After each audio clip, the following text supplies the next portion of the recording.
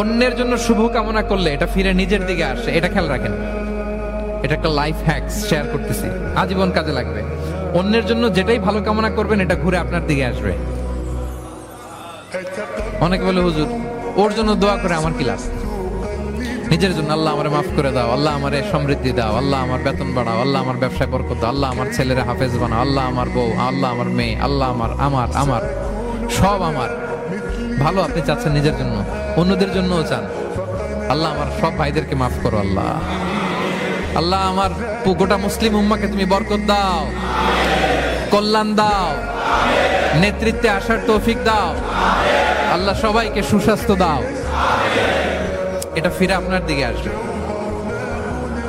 অন্যের জন্য শুভকামনা বহুগুণ বৃদ্ধি হয়ে নিজের দিকে রিটার্ন করে। বিষ্ণু সাল্লাল্লাহু এটাই বলেছেন, মা মিন আবদিন মুসলিমিন ইয়াদউ লিআখিহি বিযাহরিল গায়বি ইল্লা ক্বালা লাহুল মালাকু ওয়া লাকা বিমিসলিন। কেউ যদি তার ভাইয়ের অনুপস্থিতিতে তার ভাইয়ের জন্য দোয়া করে, ফেরেশতারা ওই দোয়াটা তার জন্য আগে আগে করে। তাহলে অন্যের জন্য শুভকামনা করলে, দোয়া করলে লাভ না লস?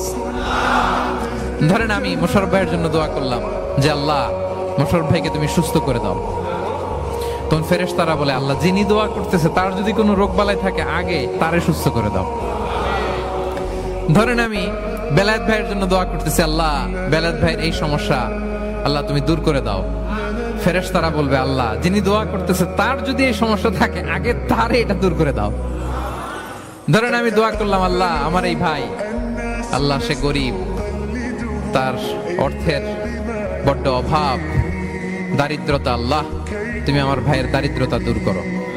ফেরেশতারা বলে ওয়ালাকা বিমিসলিন, তোমার জন্য এটা, মানে আল্লাহ যিনি দোয়া করতেছে তার যদি অর্থের প্রয়োজন থাকে আগে তার দারিদ্রতা দূর করে দাও। তাহলে বলেন তো অন্যের জন্য দোয়া করলে লাভ না লস? অন্যের জন্য ভালো দোয়া করলে এটা নিজের দিকে আসে। কিসের দিকে আসে?